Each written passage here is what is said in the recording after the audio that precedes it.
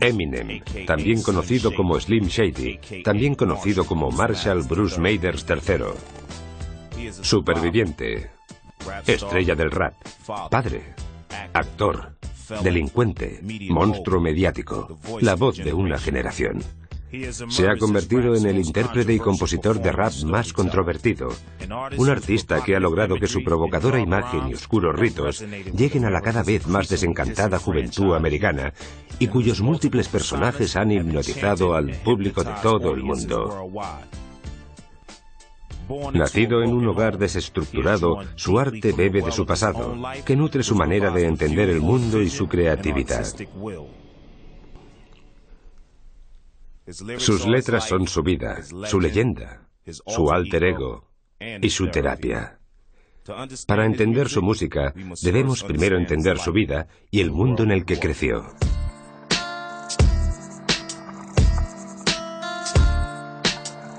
Valores familiares.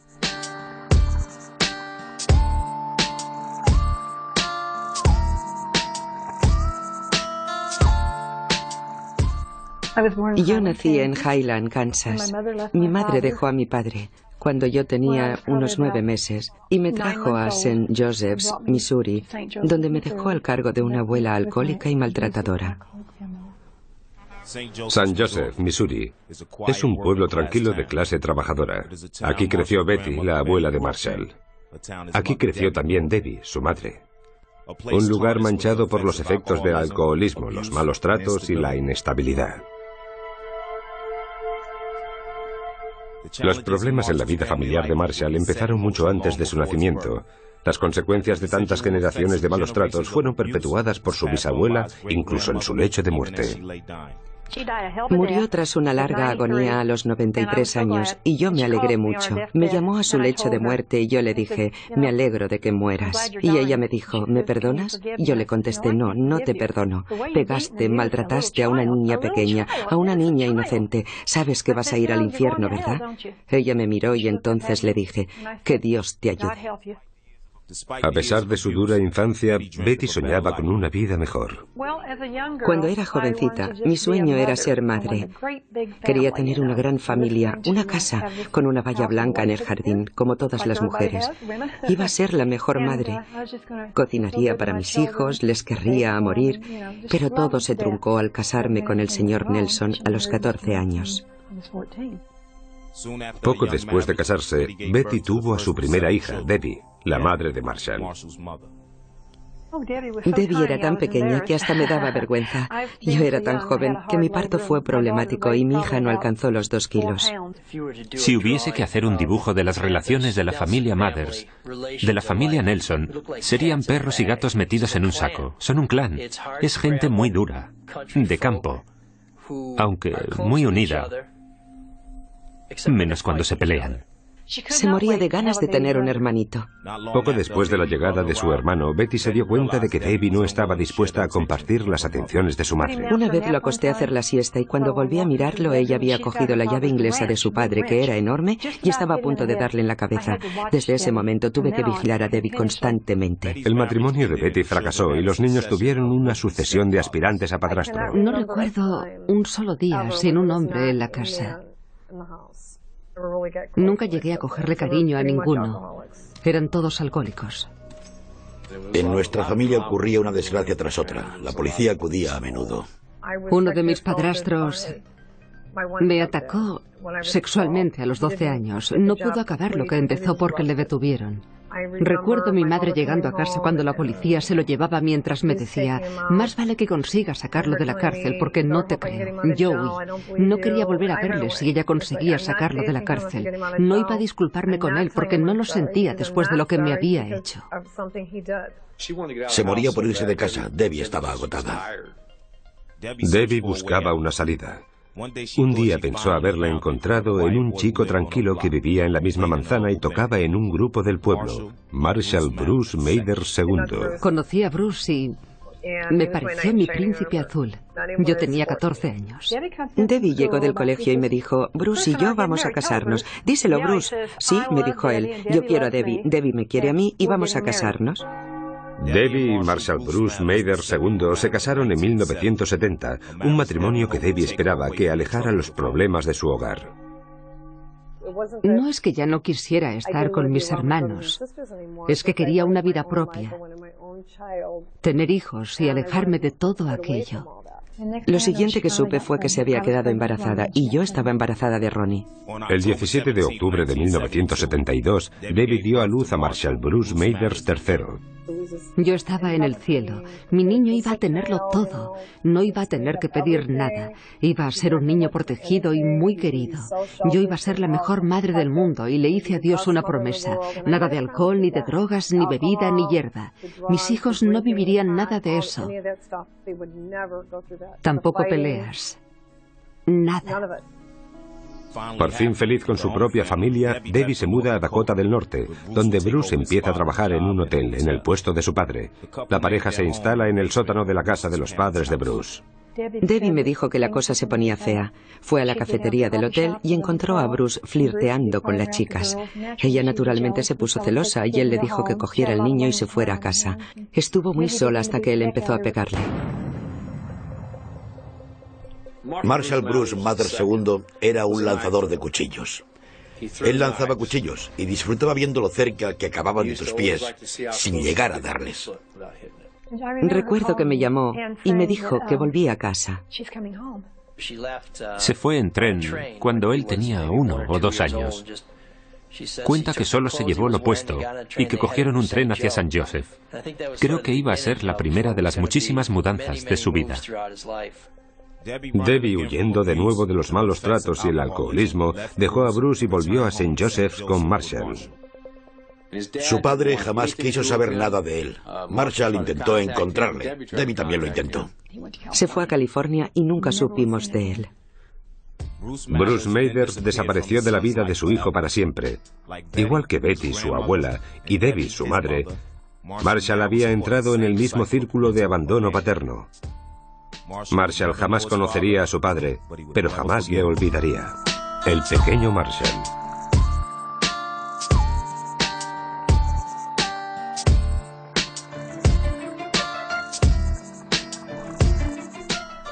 La primera vez que dejé a su padre y volví a Missouri, nos instalamos en un piso de una sola habitación.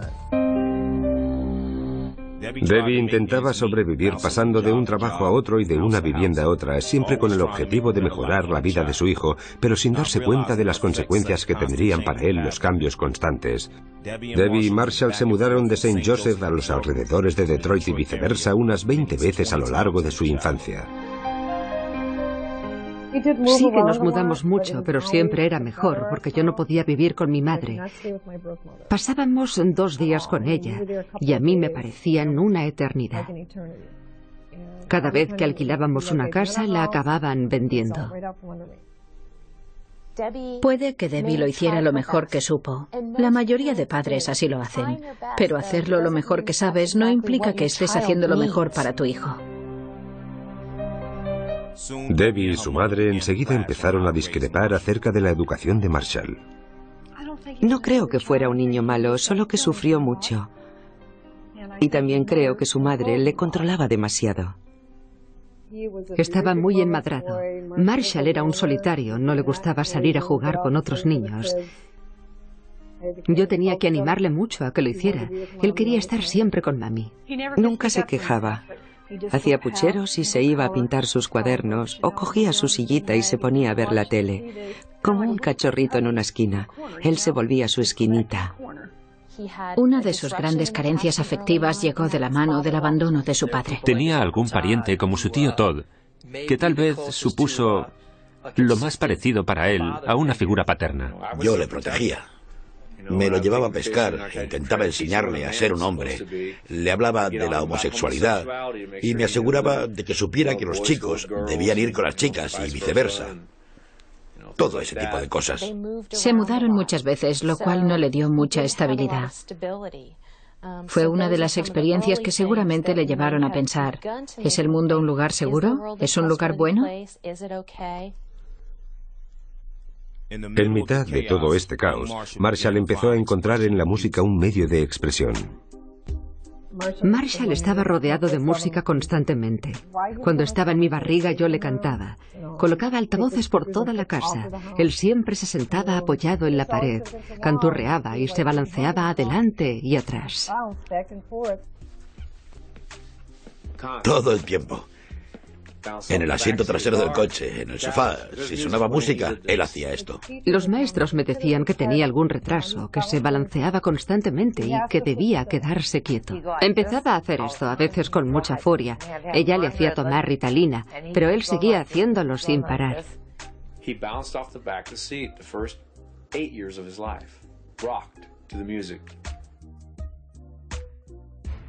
Cuando fue un poco mayor, Marshall encontró una vía de escape en el mundo fantástico de los superhéroes y los cómics.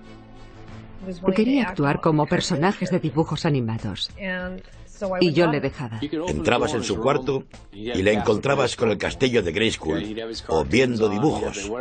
Se entretenía solo. Durante años solo se tuvo a sí mismo. A él le gustaba. Jugaba con otros niños, pero le gustaba entretenerse solo y crear su propio mundo. Le gustaba mucho Batman. Él era Batman. Tenía que ir vestido así a todas partes. Los niños suelen vestirse de Batman y saltar del sofá, pero él se sabía sus diálogos, sus movimientos. Muchas veces, cuando los niños sienten que les faltan cosas o se sienten rechazados, necesitan sentirse grandes, poderosos y fuertes. Y pueden sentirse grandes, poderosos y fuertes sintiéndose superhéroes, Batman o Superman, porque entonces tienen superpoderes. Les ayuda a sentirse mejor, a pensar, tal vez no sea tan débil, tal vez no me estén tratando tan mal, puede que el mundo no sea un lugar tan terrible porque puedo ser He-Man. La manifestación de las habilidades artísticas de Marshall supuso un remanso de paz ante el caos que le rodeaba. A Marshall le encantaba dibujar. Yo discutía mucho con los profesores porque no se creían que sus dibujos fueran creaciones suyas. Así que yo les decía, háganle dibujar algo, que se siente y dibuje. Díganle qué quieren que dibuje, porque podía dibujar cualquier cosa. Debbie y Marshall seguían mudándose y él cambiaba de escuela cada 2 o 3 meses. Siempre era el nuevo, y si volvía a alguna escuela en la que ya había estado, solía ir atrasado, así que sus compañeros tampoco le conocían. Siempre debía empezar de cero. Habla mucho de esta infancia nómada en sus canciones, de esta vida en movimiento, en constante mudanza. Ronnie, el hijo de Betty y hermano de Debbie, era tan solo 2 meses mayor que Marshall. Mientras Betty y Debbie discutían sobre su educación, los 2 niños se unían cada vez más. Cuando juntábamos los carritos, se comunicaban, hacían ruidos, ya se querían. Cuando estaban juntos, aquello era para verlo. No sabías quién era quién. Tenían el mismo color de pelo, la misma altura, y cuando hablaban, sonaba igual. Yo les animaba a reír, bailar y sentirse felices. Eran un equipo. Yo no quería a mi madre cerca de Marshall. Era cosa mía. Era yo quien debía estar allí. A Marshall le habían mentido mucho. Yo no confiaba en ella. La negligencia, los gritos, las peleas, mis padrastros bebiendo. Yo no quería que estuviera cerca de nada de eso. A medida que crecían, pasaban menos tiempo juntos. Debbie se llevó a Marshall a Michigan y dejó a Ronnie en Missouri. Con Marshall a punto de terminar la escuela primaria, Debbie y él se instalaron permanentemente en Detroit, una ciudad que aún se tambaleaba por las revueltas raciales y la destrucción de pocos años atrás. Había mucha tensión, entonces tensión racial. La ciudad estaba inmersa en tal caos que acudió la Guardia Nacional. En las calles de Detroit, las revueltas del 67 establecieron una zona de guerra racial. Marshall se encontró justo en medio. Siempre vivieron en barrios situados a un paso del gueto. En Detroit, Marshall siempre fue uno de los pocos niños blancos en escuelas predominantemente negras. El barrio en el que creció Eminem es especialmente interesante porque seguía habiendo casas habitadas, pero apenas a una calle de las afueras. Aquello había acabado siendo un barrio en el que la gente había ido llenando los huecos. Casi como cangrejos ermitaños, encontraban un refugio que les iba bien y que podían pagar. Se mudaban y así por fin se convertían en propietarios. Al otro lado de la calle, muy cerca de allí, estaba la gente a la que habían echado, los que sentían no haber podido elegir, los que habían desalojado, así que había mucho resentimiento, mucha tensión en esa octava milla. A los 9 años en el colegio Dort Elementary de Roseville, Michigan, Marshall sufrió meses de acoso constante por parte de un estudiante mayor que él, llamado DeAngelo Bailey. Sus agresiones tocaron techo en enero de 1982, cuando Bailey acorraló a Marshall en los lavabos y le dejó inconsciente golpeándole con un objeto pesado. Nadie notó su ausencia en las clases y le encontraron inconsciente y sangrando horas después. Fue una pesadilla. Cuando mi hijo no salió del colegio, cuando el colegio lo negó todo, cuando negaron que mi niño estaba sobre un charco de sangre en los lavabos, y cuando le encontré allí y le llevé a la furgoneta con los profesores y el director diciendo: tenemos muy poco personal y no nos hemos dado cuenta de su ausencia. Nadie sabía cuánto tiempo llevaba allí. A mí lo que más me preocupaba era que le atendieran rápido, porque cuando encontré a mi hijo, estaba tendido en el suelo, teniendo un ataque. La paliza dejó a Marshall en coma durante 10 días. Rogué a Dios que salvara a mi hijo. Era hijo único y le dije a Dios que si había cometido errores en mi vida, que me llevara a mí, no a mi hijo. Me dijeron que no tenía esperanzas para él. 4 médicos. 4 días, 21 médicos. Una vez fuera del coma, la recuperación de Marshall sería larga. Iba a tener que aprender de nuevo sus funciones motoras básicas, además de sufrir dolores de cabeza, pérdida de visión y oído, pesadillas y náuseas. Mis facturas médicas sobrepasaban los $150.000.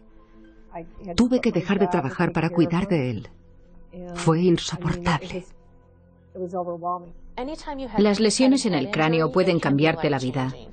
Cuando tienes lesiones cerebrales, las consecuencias pueden prolongarse mucho en el tiempo. Yo tuve un paciente hace muchos años muy dócil y bueno, que tras una lesión craneal se volvió violento y agresivo. Marshall tardó 1 año en recuperarse. Tuve que dedicarle mucho tiempo enseñándole hasta atarse los zapatos. Se convirtió casi en un bebé. La medicación que le recetaron, Depicane, Dilantina, Lopresor, le convertía en un zombi. Yo no quería verlo hecho un zombi. No creía en ella, así que se la retiré.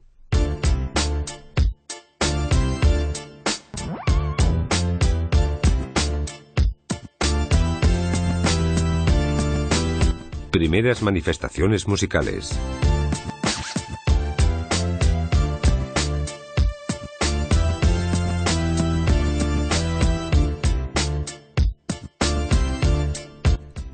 Viene del lado de mi abuela. Ella rapeó toda su vida. Lo llamaba rimar. Contaba que cuando era niña en Alabama, recordaba a su madre trabajando en los campos de algodón, porque había blancos trabajando codo con los negros en los campos de algodón. Y ellas creaban rimas y canciones para distraerse. El padre de Marshall tocaba en un grupo y cuando nos mudamos a Molson, entró en un grupo del club State Line. Después yo misma entré en un grupo al volver a Missouri llamado Run the Satellites and the Daddy Warbucks, en el que hacía coros. Yo toco la guitarra y el piano y compongo. A Marshall le encantaba la música. Su primer concierto fue el de los Talking Heads. Ronnie tocaba la batería y Marshall también lo intentó. Ronnie tenía talento, pero ni mucho menos como mi nieto Marshall. Ronnie siempre estaba cuando era pequeño. Le compré un equipo, un loro de juguete, y él se lo ponía a todo volumen y no paraba de bailar. Ronnie, el tío de Eminem de su misma edad, tiene buena parte del mérito de haberle inculcado la pasión por el rap. En 1981, Ronnie le mostró a Marshall un tema que le cambiaría la vida. Era Reckless, una canción de Ice-T de la banda sonora de la película Breaking. Fue el primer rap que oyó Marshall. Se llevó la cinta de su tío Ronnie y la escuchó una y otra vez. Empezó a bailar breakdance en Missouri y me hacía aguantar un cartel que había hecho él. Un gran cartel de cartón que debía colgarme del cuello que decía breakdance 25 centavos por mirar. Podía pasarse horas dando vueltas sobre su cabeza. Parecía que se le fuera a gastar. Le recuerdo sentado en su habitación durante horas. Fundamentalmente se sentaba a tocar los mismos ritmos una y otra vez y a escribir. Me despertaba a las 3 de la mañana y me decía, mamá, ¿esto significa algo? ¿Esto rima? Por favor, ayúdame a encontrar esto. Y cogíamos el diccionario. Sí, es una palabra. ¿Y qué significa? Él y mi hermano Ronnie se grababan en cintas y actuaban como si tuvieran público. Así que cuando se metió en la música, hizo aparición su sentido del ritmo. Los dos juntos, como si les estuviera viendo. Ronnie venía por este lado con un bafle y Marshall por el otro y se encontraban aquí delante. Iban a ser grandes cantantes y raperos. Los dos decían que llegarían lejos y que saldrían en películas rapeando y cantando. Es como si les estuviera viendo.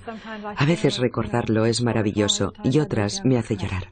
La influencia de Ice-T sobre Marshall iba a necesitar de mucha fuerza ante los cambios que se avecinaban en su vida.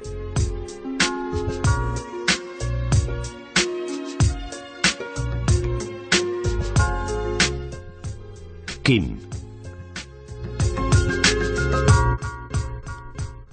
La última niña que Debbie Mathers acogió, Kimberly Scott, entró en la vida de Marshall en 1988, cuando ella tenía tan solo 13 años. Yo siempre estaba de guardia los fines de semana para atender a los niños que dejaban en la asistencia social del estado de Michigan. Marshall tenía muchos celos de los demás niños. Nos sentábamos en círculo y hablábamos. Si alguien tenía un problema, lo contaba. Él salía corriendo porque decía que yo prefería estar con ellos que con él. Yo le decía que no, que volviera. Pero siempre debía salir tras él. Él quería a su mamá, o para él solito, o para nadie. El padrastro de Kim no la quería y su madre le dijo que se fuera, así que Kim vivía donde podía. Recuerdo que fui a Michigan y le dije, Debbie, ¿qué has hecho? Mamá, no me digas que soy una inmadura, ahora tengo una hija. Debbie no tenía niñas, se la llevó a casa, se ocupó de ella y se sintió feliz. Kim pronto se adaptó a la rutina de los Mathers, con Debbie consintiéndola en todo momento. Yo mimaba mucho a Kim porque siempre quise tener una hija. Fue muy complicado económicamente porque yo siempre había querido una hija e intenté darle a Kim lo mismo que a Marshall o que a los demás. Era muy insegura y había sufrido mucho en su infancia. No conocía a su padre biológico. Kim era muy callada. No tenía mucho que decir. Kim se ponía celosa siempre que Debbie estaba en el sofá. Kim tenía que meterse siempre en medio. Se peleaban como verdaderos hermanos. Nadie habría imaginado que iban a intimar, a estar juntos. Cuando subías a la habitación de Marshall, porque todo el piso de arriba era para él, siempre estaban echados juntos. Pensé que a Marshall no le estaba yendo mal para empezar. Era guapa. Debbie me contó que un día llegó a casa y los encontró cometiendo adulterio, así que le dijo a Kim que se fuera. Entonces Marshall le dijo, pues yo también me voy, y abandonaron a Debbie, y Debbie no lo pudo soportar. Y empezaron a actuar como si fueran novios. Kim me decía, siempre lo hemos sido y tú no lo sabías, pero yo no me lo creo. Al principio, ella le ayudó a madurar como hombre y a conocerse a sí mismo. Debbie sentía celos de esa relación e intentó romperla muchas veces, y funcionaba, se peleaban. En cuanto iniciaban una pelea, Debbie echaba más leña al fuego. Solucionó muchos problemas cuando la cosa se les escapó de las manos. Debbie no quería que llegara a eso, pero sí que pasara algo que les separara para poder volver a tener a Marshall para ella sola. Su madre le echó de casa y se instaló en la nuestra, en el sofá. En esa época su madre tenía un coche muy grande. Él lo oyó acercarse cuando aún estaba lejos y nos dijo, rápido, rápido, si viene mi madre, yo no vivo aquí. Le preguntamos por qué no quería hablar con su madre. Él dijo, está loca y bla, bla. Entonces ella se acercó muy despacio mientras él vigilaba por la ventana, intentando averiguar qué iba a hacer hasta que llegó a la puerta y llamó, ¿vive aquí Marshall? Y le dijimos, no. ¿Qué Marshall? Byron Williams es amigo de Eminem y en el pasado fue su guardaespaldas. Kim es la reencarnación de su madre. Es una repetición de su madre. Ella le maltrató mucho psicológicamente. También le pegó. Yo la vi sacarse los zapatos de tacón y pegarle con ellos. Él no quería pegarle a ella, así que le pegaba un puñetazo al coche o a mí. Tiene cosas que te hacen ver que podría ser buena persona, solo que yo nunca lo he constatado. Pero a mí me empujó un par de veces. Si un día no se peleaban, era un día especial. Estaban constantemente el uno encima del otro. Ella estaba casi siempre de mal humor. No le dejaba hacer un montón de cosas. Y como decía antes, siempre que le salía algo importante, ella lo estropeaba.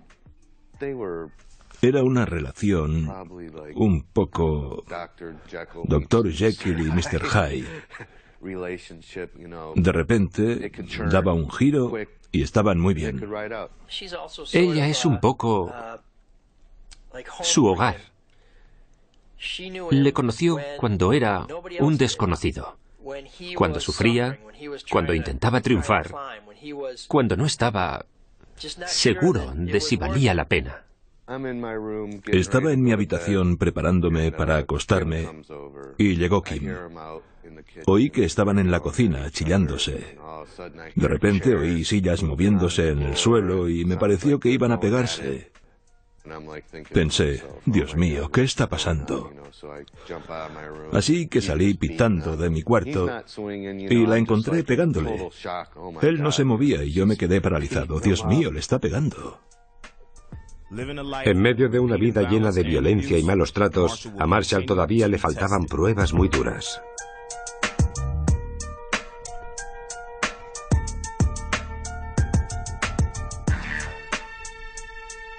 El nacimiento de un artista.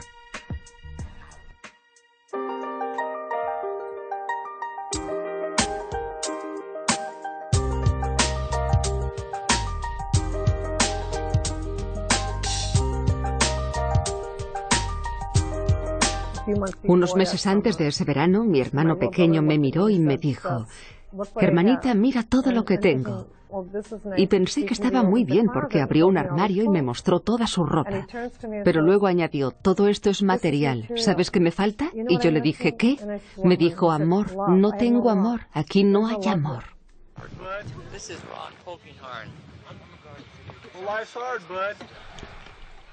El 14 de diciembre de 1991, Ronnie Polkingham se suicidó de un disparo en la cabeza. Ronnie estaba abatido tras una ruptura sentimental. Destrozado por la muerte de Ronnie, Marshall no acudió a su funeral. Betty filmó el funeral de su hijo y le mandó una copia a Marshall. La mala relación entre Betty y su hija deja en el aire la verdadera intención de aquella cinta. A ella eso le disgustó mucho. Tan solo es música de órgano y un discurso, y en el ataúd porque estaba abierto, y todo lleno de flores. Pensé que si no venía al funeral debía afrontar lo sucedido igualmente, que esa era la realidad. Pero me dijo que intenté matarle, que cuando recibió las fotos y la cinta se vino abajo. Yo no quería hacerle daño. Cuando me dijeron que le había mandado un vídeo, no creo que él pensara mucho en ello, porque tuvo en cuenta quién lo mandó. Mi hija le mintió y le dijo que Ronnie estaría vivo si él hubiese estado en casa para ponerse al teléfono cuando él llamó preguntando por Marshall. Que ella tuvo que decirle que no estaba. Marshall debe saber que Ronnie no le llamó. Marshall tuvo que cargar con esa culpa. Tras la pérdida de su tío y compañero, Marshall se quedó solo en la lucha por sobrevivir.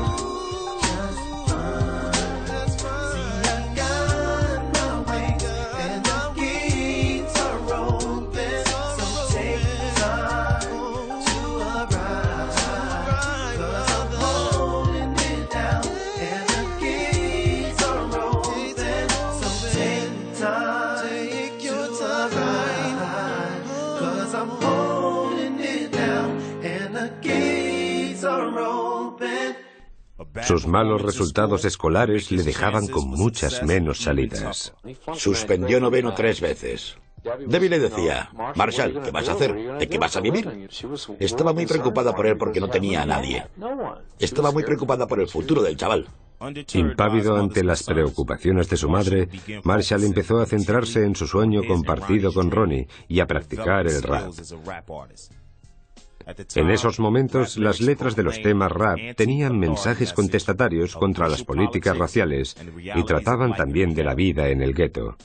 Los primeros raperos como Public Enemy, Ice-T y NWA empezaron a influir e inspirar a Marshall y sus amigos. Eminem ya había decidido que quería ser rapero, pero no había referentes de raperos blancos, no había ninguno. Marshall empezó a hacer grabaciones en el sótano de la casa de su madre con Desson Holton, un compañero del Instituto Lincoln que se hacía llamar Proof. No conoció a Proof hasta los 18, 17 o 18. Proof era un chico muy respetuoso, muy educado. Señora Mathers, ¿le ayudó en algo? Siempre daba las gracias y pedía las cosas por favor cuando los demás decían, dame esto o haz aquello, o no pienso sacar la basura. Estaban todo el tiempo en el sótano haciendo scratch. Al final descubrí que hacían scratch con mis vinilos. Marshall y Proof salieron del sótano con una cinta que ofrecían a las tiendas de música de la zona, incluida Record Time, de Harry Banner. Eminem y sus colegas eran las producciones del sótano, él y los tipos con los que iba. Venían y se llevaban todo el hip hop que había llegado. No importaba el autor, si era nuevo, sobre todo si era de Nueva York, lo compraban. Llegaba mucho material y ellos lo compraban todo, menos los locales, a esos los odiaban. Sobre todo Marshall. Marshall siempre decía, menuda mierda, no tienen talento. ICP, ¿quién coño son? Son la peste. Entonces empezó a meterse con Kid Rock y un día yo me puse una camiseta suya y él me dijo, ¿te gusta Kid Rock? Y yo dije, sí, me gusta Kid Rock, yo apoyo el hip hop local. Él me dijo que era una mierda y yo le repliqué que él se metía con todos esos grupos, pero que él todavía no había dicho, esta boca es mía. No empezaba a hacerse oír hasta que Kid Rock vino a nuestra tienda. Acababa de publicar su álbum en Shift Records. Empezaba a hacerse conocido y vino mucha gente a verle. Entonces, de repente, aparece ese chaval delgaducho de ojos azules y le dice que le reta allí mismo. Oye, ¿quieres que hagamos una batalla de gallos? Oye, en la cara de Kid Rock. Todo el mundo decía, ¿quién es este gilipollas? Ah, es ese Marshall. Eminem se hace llamar. Está ahí rapeando, se cree alguien y todo. Más allá de eso, todo eran insultos. Todo el mundo se preguntaba quién era ese chaval. Entra en la tienda y le propone una batalla a Kid Rock. Kid Rock no entra en batallas. No le hace falta. A Bobby le gustó mucho, le dijo, mira, este es mi momento, puede que otro día llegue el tuyo, pero hoy estoy yo de promoción.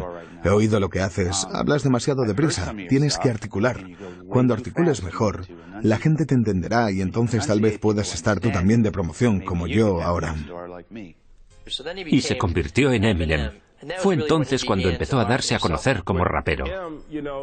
Em aprendió del negocio y a cómo promocionarse, además de seguir practicando y mejorando. Y con ello consiguió conocer a mucha gente y que le escucharan fuera de su círculo de Detroit, lo cual contribuyó a su descubrimiento. Eminem empezó a perfeccionar su arte acudiendo a jam sessions y exhibiciones de todo Detroit. Sin embargo, estaba a punto de toparse con la mayor prueba de su juventud. Kim se quedó embarazada. Llegó y me dijo, tío, acabo de enterarme de que Kim está embarazada. Voy a ser padre. ¿Cómo voy a conseguir una casa? Cobro muy poco. Hayley Gate Scott nació el día de Navidad, el 25 de diciembre de 1995. Tras el nacimiento de Hayley, todo pareció irse a la mierda. Utilizaban el bebé como arma contra Marshall. Pero en lugar de emular a su padre y a su abuelo, el nacimiento de Hayley hizo que Eminem se centrara. Él quería que le saliera bien lo que a su familia siempre le salía mal. Marshall adoraba a su hija, trabajaba mucho y cuidaba de ella. La paternidad fue una bendición para Eminem. Se dedicó a mantener a su familia mientras mejoraba sus artes como rapero.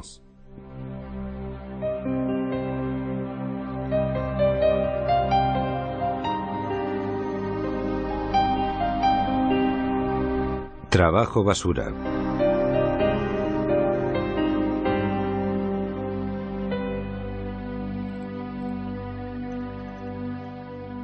Gilbert's Lock es un sencillo bar de cartera situado a las afueras de St. Clair Shores. Marshall trabajó en Gilbert's intermitentemente durante 3 años. Gilbert's Lodge dio de comer a Eminem una buena temporada.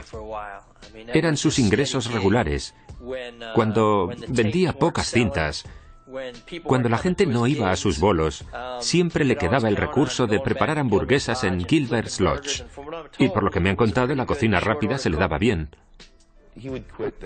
Lo dejaba, empezaba en otro trabajo y a las 2 semanas volvía a Gilbert's. Lo volvía a dejar, empezaba en otro sitio y volvía a Gilbert's. Haciendo turnos dobles por el salario mínimo, Gilbert's acabó siendo su casa. Cuando Marshall empezó a trabajar en Gilbert's, llevaba los pantalones muy caídos. Yo le miraba y le decía, súbete los pantalones, tío. ¿Cómo puedes trabajar sin tropezarte con ellos? Mientras trabajaba siempre estaba rapeando, siempre practicando. Cuando recibía un pedido, por ejemplo, creaba una rima basada en la comida que indicaba. Llevaba cintas y se las ponía a los clientes y les pedía la opinión. Convencía a los clientes para que fueran a sus bolos y muchos acudían. Era gente a la que no le gustaba el rap, que hubiese ido a otro club de Detroit, pero él les caía bien y acudían para mostrarle su apoyo. Muy intenso. Eso me llamó la atención en él. Tenía las cosas muy claras. Se le veía en los ojos. Les salía solo, casi sin esfuerzo, y yo me quedaba boquiabierta escuchando, hasta que les decía, vale, pero ¿dónde están mis bolitas de queso? Venga, hay clientes esperando. Pero ellos seguían y lo hacían de maravilla. Era muy divertido. Cuando no trabajaba en Gilbert's Lodge, se dedicaba a su carrera. Marshall escribía en una libretita o en el reverso de las cuentas. Allí donde había un trozo de papel, él escribía. A veces en la mano. Siempre estaba escribiendo. Se encerraba en sí mismo. No sé cómo explicarlo. Cuando lo hacía era siempre completamente sobrio. Se ponía unos cascos, levantaba el dedo así, construía los versos en su cabeza y los escribía en el aire. Además tenía... Normalmente la gente utiliza una libreta, pero él utilizaba 5 o 6 papeles a la vez. Es como si viera el mundo a través de espejos mágicos y luego reflejar en su música esas imágenes. No existía ninguna escuela de hip hop a la que acudir que te enseñara cómo debías hacerlo. Escribía una página entera por delante y por detrás con su letra minúscula que había que leer con lupa porque su letra era realmente pequeña. Escribía en 3 columnas y entonces iba bajando y comprobando que todas las palabras rimaban, y si no rimaban del todo, pero podía hacer que rimaran, las escribía en la siguiente columna y después cogía esas palabras y las asociaba. Era como un rompecabezas. Se sentaba en la mesa con un tema que le gustaba y lo ponía entero, y luego lo rebobinaba, y lo volvía a rebobinar, y seguía escribiendo. Se metía en la cabina, se sentaba, componía y lo escuchaba. A todo volumen, y lo repetía una y otra vez hasta que lo terminaba de escribir. Iba a las tiendas de hip hop y a muchos otros lugares. Empezó a presentarse a batallas de gallos en el centro de la ciudad. Salí del St. Andrews y en el callejón que iba del St. Andrews a otro club vi un gran círculo de gente y pensé que iba a haber una pelea. Entonces me acerqué y me di cuenta de que era una batalla de gallos de hip hop. Para ganar reputación como rapero, Eminem empezó a participar en batallas de rap en varios locales de hip hop de Detroit. St. Andrews Hall es una iglesia convertida en un conocido club de hip hop del centro de Detroit. Al sótano lo llamaban el refugio, la prueba de fuego para los artistas de Detroit. Estar en el shelter es como estar en el sótano de casa de tu madre celebrando una fiesta con tus amigos. Todo el mundo se conoce. La música vibra y los MCs rapean mientras todo el mundo les escucha prestando atención a todas sus palabras. Eminem debía mostrar su talento frente al público negro. Como en la canción Lose Yourself de la banda sonora de 8 millas, el escenario de St. Andrews le brindó a Eminem la primera oportunidad. Y aunque cuando Em se subía allí no gustaba a todo el mundo, ya llegaba a mucha gente con su música. No tenía en quién mirarse. No había nadie así en el mercado. Y entonces en Detroit existía un lugar llamado Hip Hop Shop. Los sábados en Hip Hop Shop creo que empezaban a las 12 del mediodía.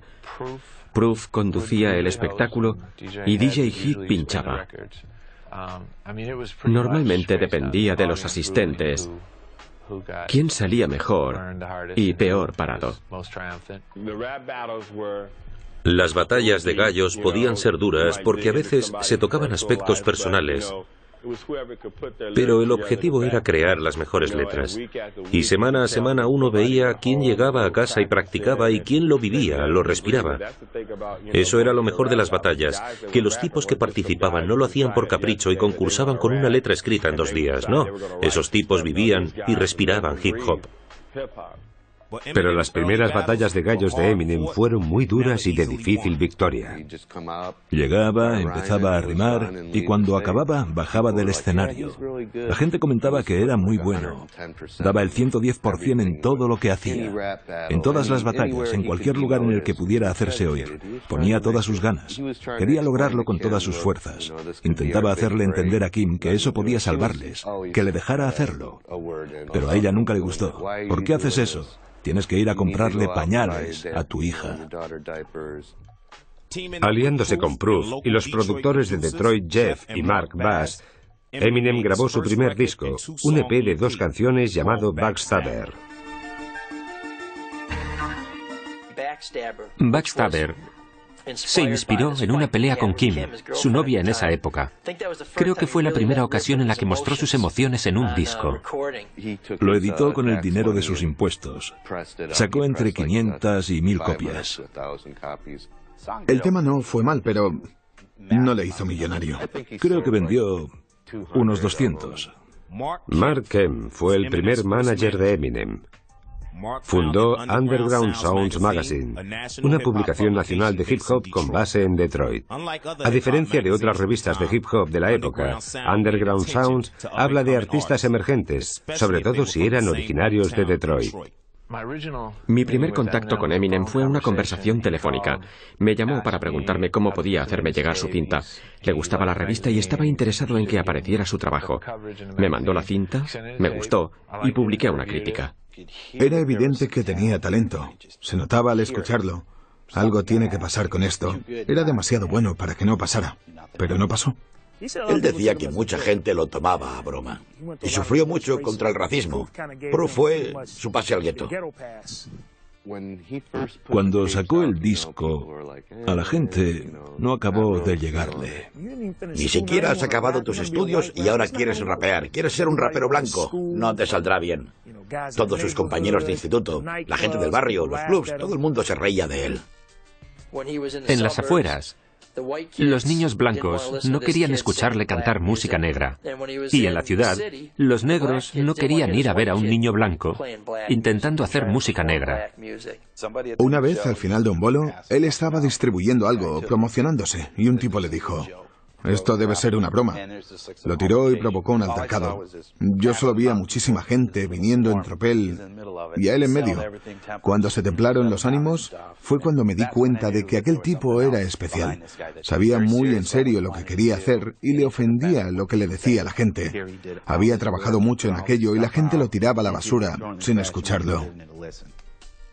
A pesar de su tormentosa relación con Kim, los continuos esfuerzos por criar a una hija y su empleo de salario mínimo, Eminem se dedicaba sin tregua a su carrera musical. De nuevo en cooperación con Jeff y Mark y Bass, los productores que llevaban respaldándole desde los 15 años, Eminem consiguió terminar y sacar a la venta su segundo álbum, Infinite. Salió a la venta Infinite y me pareció muy bueno todo el álbum. Salió en cassette y en vinilo. Recuerdo que lo escuché detenidamente y pensé: Dios mío, es muy bueno. Fui a un club porque quería ver a unos grupos. Quería ver al grupo de Proof, Five Ella. No esperaba encontrar a Eminem. Proof vino a decirme: ¿has oído lo último de Eminem? Yo le dije: no, pero ese tío acaba de traérmelo. Ese tío me acaba de traer su nuevo álbum. Y le dije: quiero conocer a Eminem, ¿dónde está? Y él me dijo: es ese tío. Y yo le dije: un momento, ¿el blanco que me ha traído esto es Eminem? Me quedé alucinado. Me pasaba el día entero escuchando su cinta y apenas un par más. No entendía por qué seguía rapeando en clubs minúsculos ante audiencias de 10 personas.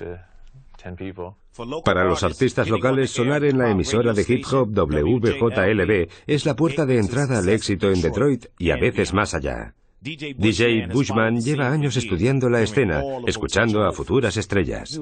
A Bushman le gustó mucho, pero Bushman no decidía lo que se pinchaba. También allí debías ser negro para que te pusieran. Y si no lo eras, no lo conseguías. Te daban de lado. Eminem hizo otro contacto importante en la radio. DJ Lisa anunció una jam session en su programa. Eminem llamó muchas veces para participar. A Lisa le impresionó su fuerza y manejo de las letras y le invitó al programa. Se convirtió en el preferido de la emisora y en uno de los que más sonaban. En uno de los primeros raps que hizo, me pareció que debía de estar en un psiquiátrico. Sonaba cómico, pero cuando lo escuchabas con detenimiento, el trasfondo era muy lúgubre.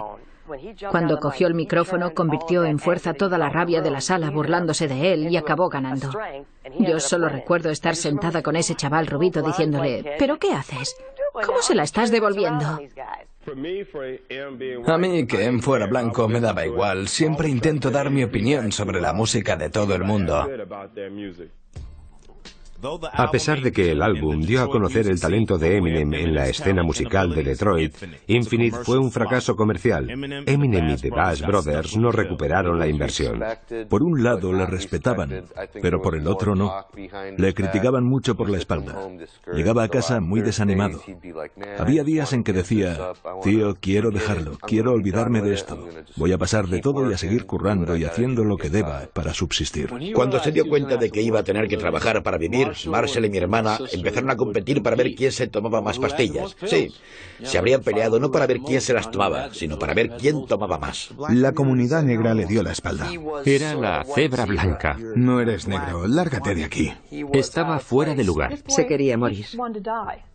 Mientras se recuperaba del fracaso comercial de Infinite, la vida de Eminem se desmoronaba. Le echaron de Gilbert's. Se peleaba constantemente con Kim y no podía mantener a su hija Hailey. Estaba hastiado, cabreado y al límite de sus posibilidades. En un momento de desesperación, agarrándose al recuerdo de su tío Ronnie, Eminem intentó suicidarse tragándose un montón de pastillas. De las sombras del intento de suicidio de Eminem surgió una inspiración renovada que le permitió encontrar la voz que necesitaba para triunfar como artista.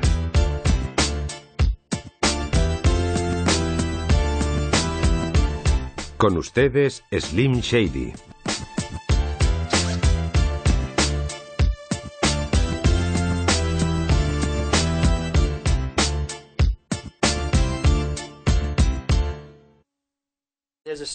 Yo he oído que un día, hablando con Beautiful of Rhymes, otro rapero de Detroit, le dijo, no estoy consiguiendo nada, así que estoy pensando en hacer algo diferente. Nosotros le decíamos que necesitaba algo distinto, una nueva imagen. Enmascaró su identidad, porque no sabía quién ser.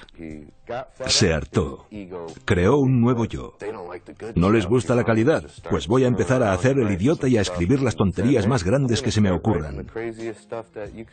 Creó un alter ego llamado Slim Shady. Y todos nos quedamos, ¡wow! Vaya, suena completamente diferente. Fue entonces cuando realmente empezaron a fijarse en él. Markem, el primer manager de Eminem, les organizó varias reuniones a Proof y otro rapero de Detroit llamado Bizarre con ejecutivos musicales de Nueva York. Bizarre conocía a Eminem de la escena rapera de Detroit y le invitó a acudir. Bizarre interpretó sus temas, Eminem los suyos, y Bizarre me contó que Eminem obtuvo mejor respuesta. Recuerdo cuando me llamó para que le diera mi opinión sobre el nuevo álbum que preparaba. Me rapeó Just the Two of Us y me dejó alucinado. Fue una pasada. ¡Wow! Y era el EP Slim Shady. Dios mío, es buenísimo. Murder, went up to the East Land. Shut up, policeman. Cuando oyes rapear a Slim Shady, si escuchas su música, se nota enseguida qué temas son de Eminem y cuáles de Slim Shady. Los temas de Slim Shady son los más duros, los más amargos y vengativos. Ya no era el niño con el que se metían, al que acosaban o al que decían que no iba a llegar a nada. Emergió su lado oscuro, su lado malo. Empezó a meterse con mucha gente. Le salió el rollo homofóbico. Se metía con gays, lesbianas, hablaba de drogas, cualquier cosa que tuviera que ver con violencia. El EP Slim Shady salió a la venta a finales de 1997. Cuando salió, la cosa se puso seria. La gente pasó de Infinite porque sonaba lo de siempre. Con este EP nació Slim Shady. Y la respuesta fue muy positiva. Le permitió deshacerse de muchas de sus frustraciones. Íbamos haciendo cosas. Vendíamos cintas en varias tiendas y nos iban saliendo bolos. La cinta se iba vendiendo y sabíamos que ahí había potencial. Las ventas del EP Slim Shady demostraron que Eminem estaba listo para pasar al siguiente nivel. Scribble Jam es un festival de arte urbano que celebra el estilo de vida hip hopero. Este acontecimiento veraniego es una reunión de futuros MCs, grafiteros, DJs y B-boys. A pesar de los progresos musicales, la vida familiar de Eminem seguía siendo un caos. Tuve que convencer a Eminem. Él decía que no tenía dinero y yo le dije que no se preocupara, que yo cubriría los gastos, que solo debía hacerse un hueco para acudir. Tenía un vuelo la noche anterior, así que debían de ser las 3 o las 4 de la mañana cuando salimos hacia Cincinnati. Slim Shady compitió en el Scribble Jam de 1997. Era una gran oportunidad para que su nuevo personaje exhibiera su estilo y habilidades adquiridas en la calle en aquellas batallas de gallos ante un público mucho más numeroso y por fin fuera de Detroit.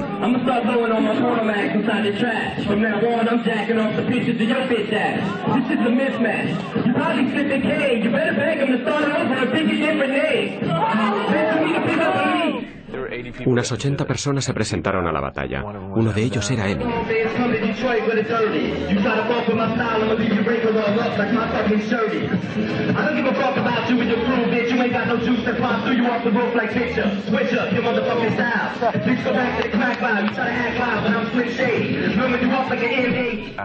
De entre 80 consiguió quedar en segunda posición. Le venció un tipo llamado Juice.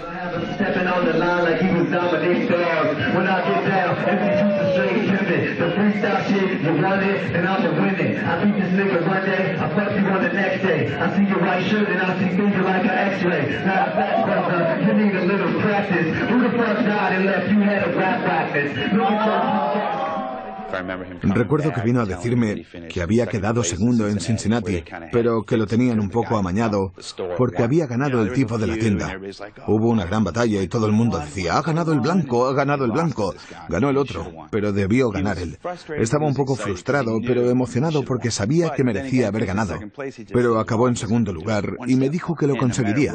Solo le faltaba un paso. Hiciera lo que hiciera o fuera donde fuera, todo el mundo le decía que iba a triunfar. De tiempo al tiempo. A pesar de que el segundo puesto del Scribble Jam llevó el nombre de Eminem y de Slim Shady más allá de las calles de Detroit, aquello no conllevó beneficios económicos inmediatos. Eminem volvió a casa y la encontró vacía. Kim y Hailey, como las generaciones anteriores de su familia, le dejaron para irse a vivir con unos parientes a Warren, Michigan, un suburbio de Detroit. El nuevo Slim Shady volvió a ser el viejo Eminem que dormía en sofás ajenos. Finalmente acabó en el lugar que llevaba años esforzándose por evitar. Era un tipo que cuando lo consiguió ya tenía 20 y muchos años y aún vivía con su madre, a pesar de tener novia y una hija. En una conferencia de la industria musical en Detroit, Mark Kemp fue a hablar con Wendy Day, una agente muy influyente de la industria musical, y le dio el EP Slim Shady.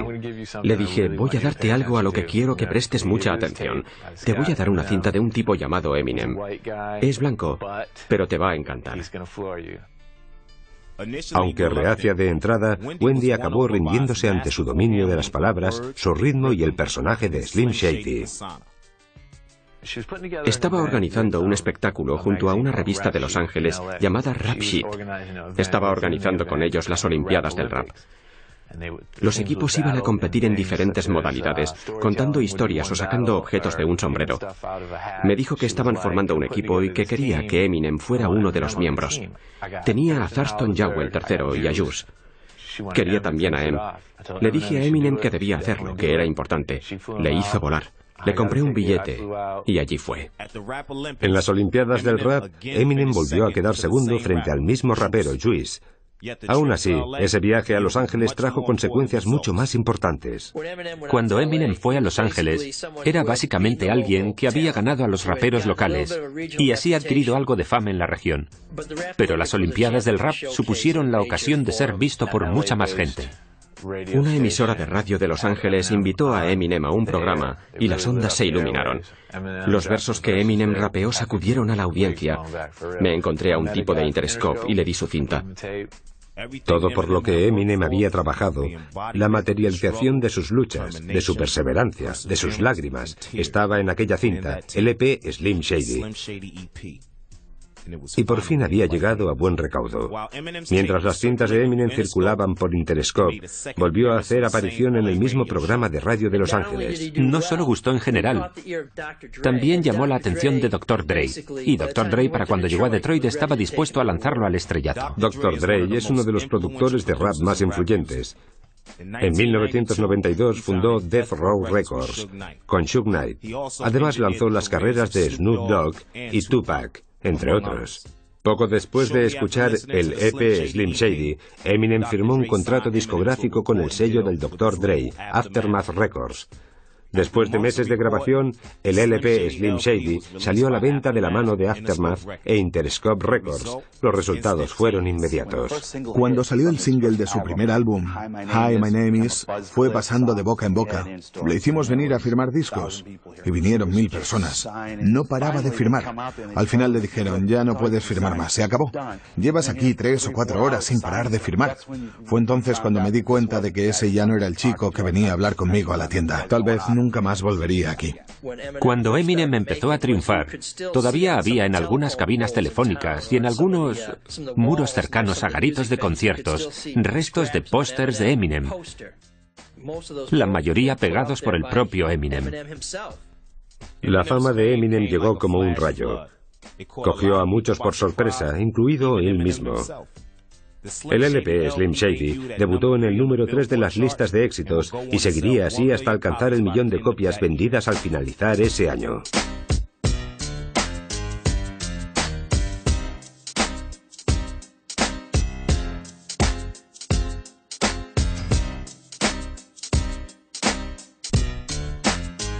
Epílogo. El 14 de junio de 1999, cuando el éxito mundial de Eminem despuntaba, él y Kim se casaron, pero la relación siguió siendo tormentosa. Creo que con Kim, él es consciente del lugar del que viene y no siempre le gusta, pero creo que él siente que le quiere por lo que es. En julio de 2000, Kim intentó suicidarse cortándose las venas. Se recuperó, pero un mes después, la pareja se separó. Se reconciliaron ese mismo año y estuvieron juntos unos meses más. Pero el 1 de marzo de 2001 presentaron una demanda de divorcio. Semanas después, Kim denunció a su exmarido por difamación y le pidió $10 millones. Seguramente él desearía haber tenido una infancia más convencional.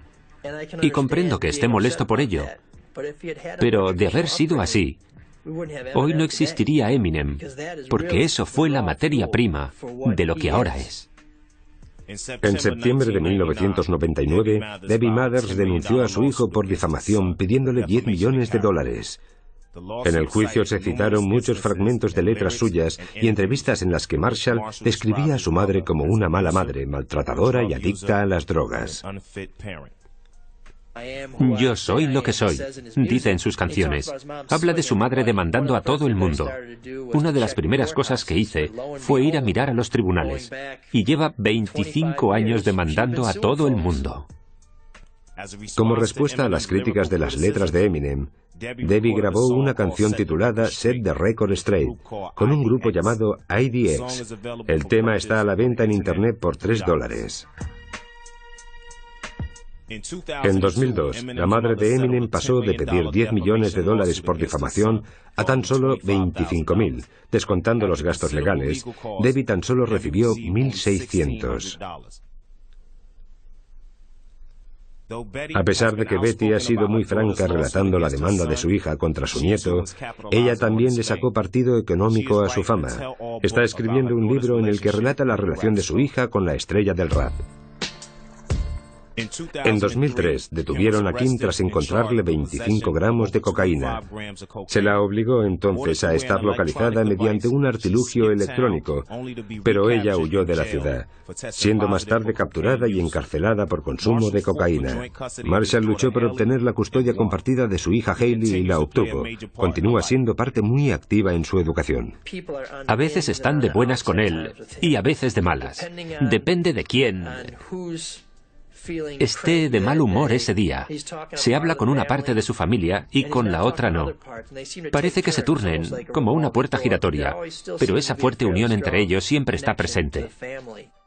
Eminem ha recibido demandas bastante más sorprendentes. D'Angelo Bailey, el acosador que propinó una paliza a Marshall, que le dejó en coma y que sirvió de inspiración para la canción Brain Damage, interpuso a Eminem una demanda de $1 millón por difamación en 2001. Bailey, basurero de Roseville, alegaba que Eminem había arruinado su carrera musical y le había causado dolor y vergüenza. La demanda fue desestimada por la juez Deborah Servito.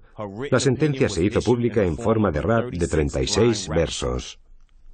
Mr. Belly complains that his rep is trash, so he's seeking compensation in the form of cash. Belly think he's entitled to some monetary gain, cause Eminem used his name in vain. Eminem says Belly used to throw him around, beat him up in the John, shove his face in the ground. Eminem contends that his rap is protected by the rights guaranteed by the First Amendment. Eminem maintains that his story is true, and that Belly used to beat him black and blue.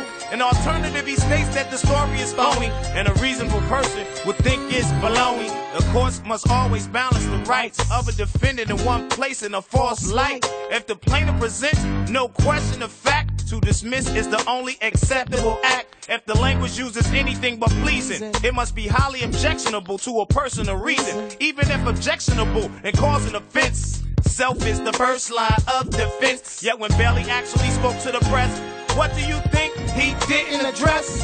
Those false light charges that so disturb, prompted from Belly, not a single word. So highly objectionable it could not be. Belly was happy to hear his name on a CD. Belly also admitted he was a bully in youth, which makes what Marshall said substantially the truth. This doctrine is a defense well known and renders Belly case substantially blown. The lyrics are stories that no one can take as fact. They're an exaggeration of a childish act. Any reasonable person can see that the lyric could only be hyperbole. It is therefore this close ultimate position is that Eminem is entitled to summary disposition. Una característica común en aquellos que conocieron a Eminem cuando tan solo era Marshall Mathers es el afecto que sienten por él. Sus vecinos, los cocineros y las camareras de Gilbert's Lodge y otros lugares en los que trabajó. La gente de las tiendas de discos, tipos que hacían versos y autoeditaban su música y sus ritmos. No existe ese sentimiento de ¿por qué él? Yo soy igual de bueno. Todo el mundo parece reconocer que él tiene mucho más talento que los demás.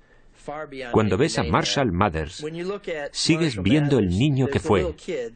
Slim Shady le hizo conseguir lo que ahora disfruta. Pero también está Eminem diciendo, ¿sabes qué? Que Slim Shady no existe. Voy a disfrutar de lo que hace. Voy a aprovecharlo para quitarme de encima lo malo. Pero no voy a tomármelo en serio, porque si no, me volveré loco. Eminem es el compositor, el rapero. Marshall Mathers es un buen padre. Pero también alguien con quien se metían de pequeño, a quien acosaban. Eminem y Marshall Mathers juntos crearon a Slim Shady, que es el acosador, hip hopero agresivo, el monstruo del hip hop. Para mí no es Slim Shady, ni Eminem. Es el niño que conozco desde que nació. Marshall es muy buena persona. Es un buen padre. Yo creo que Slim Shady es el malo que quiere salir a pelear y hacer el malo para luego decir que está de vuelta de todo.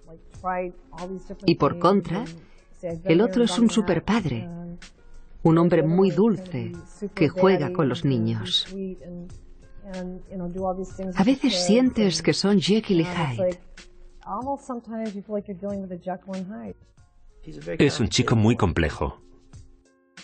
Eminem ha sido siempre leal a su ciudad y a los amigos de su juventud, formando D12 con Proof, Bizarre, DJ Craze, Menix y otros raperos de sus inicios. Una cosa que me gusta mucho de Em es que cuando se habla de hip hop o de cine, solo se habla de Nueva York o de Los Ángeles. Pero Em sigue viviendo aquí, graba sus vídeos aquí y celebró el estreno del DVD de 8 millas aquí, y eso es genial. Eminem ha dado 2 conciertos este año en Estados Unidos y los 2 han sido en Detroit. Si queréis verme, tendréis que venir a Detroit. Puede que sea la única vez en vuestra vida en la que debáis venir a Detroit, pero si queréis ver a Eminem tenéis que venir a mi ciudad. 2 conciertos para los que se agotaron las localidades. El alcalde de Detroit siempre le da la bienvenida como si fuera un héroe. Incluso aparece en un vídeo que mostraban en los conciertos. Cuando llegas a tu ciudad y la gente te da la bienvenida con los brazos abiertos aclamándote, has llegado a la cumbre. Eso es lo máximo. Detroit siempre le espera. Siempre que vuelve, no tiene más que decir cuándo y todo el mundo acude corriendo. El LP Slim Shady vendió más de 3 millones de copias. El siguiente, el LP Marshall Mathers, salió en mayo de 2000 y se convirtió en el álbum de rap más vendido de la historia. Fue también el primer álbum de rap nominado al Grammy al mejor álbum del año. En noviembre de 2002, Eminem protagonizó el éxito de taquilla 8 millas. El tema central, Lose Yourself, ganó el Oscar de la Academia a la mejor canción original. Eminem, también conocido como Slim Shady, también conocido como Marshall Bruce Mathers III, no tiene fantasmas. En su lugar, ha convertido su tormentoso pasado en la terapia pública más lucrativa del mundo. Inspirado en la vida y música de Eminem. En recuerdo de Ronnie Pollingham y Todd Nelson. Descansen en paz. Hacía cosas muy raras. Entonces parecían graciosas. Pero ahora, mirando atrás, uno piensa que el tipo estaba loco. Una vez en San Francisco, él estaba en el escenario y un tipo empezó a meterse con él. Y él paró el espectáculo y empezó a devolvérselas. Estuvieron un rato con tiras y aflojas hasta que, llegado a un punto, se bajó del escenario y empezó a pegarle. Pero se equivocó de tío. Y de repente toda la primera fila se echó encima de Eminem y empezó a lincharle.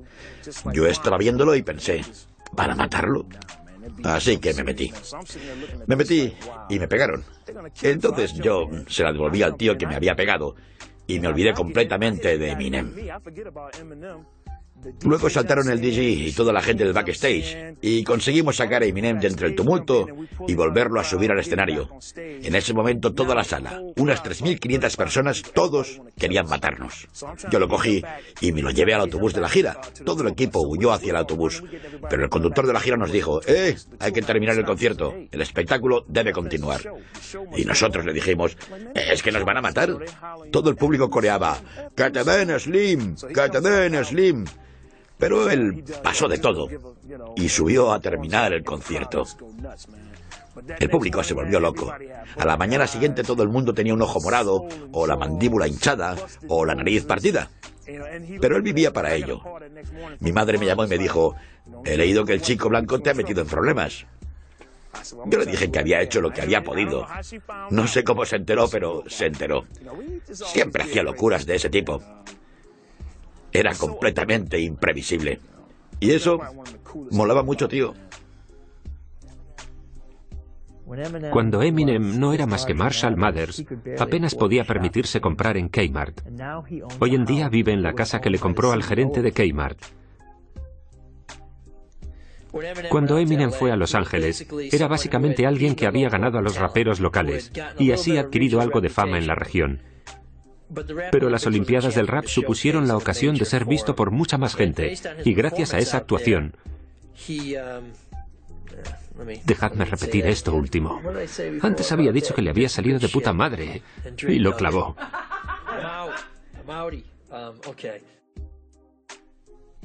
Le regaló un ramo en el Día de la Madre. Estaba tan contenta con su ramo del Día de la Madre. Era el ramo más grande y bonito. Ella decía, esto ha debido de costarte $200. No, por lo menos 500. No, 600. Y lo cuidaba como si fuera de oro. 2 semanas después del Día de la Madre, el ramo seguía ahí. Cuidado con mis flores. Mira qué bonitas. Y Hayley hizo un dibujo en el que ponía Feliz Día de la Madre, abuela. Había dibujado una casita y un gran sol. El dibujo típico de las niñas. Era muy bonito, muy grande. Todavía lo tiene, aunque ya no colgado. Es muy bonito. ¿Qué le pasa a mi cuello? ¿Está muy rígido? Se parece mucho a Audrey Hepburn. No quiero parecerme a ella. En el buen sentido, a Audrey Hepburn, pero más femenina, ya me entiende. Toda la vida me han dicho que me parezco a Reba McEntire. ¿En serio? Siempre me lo han dicho. Me muero de ganas por saber qué será lo próximo que haga. Su vida es todo un culebrón.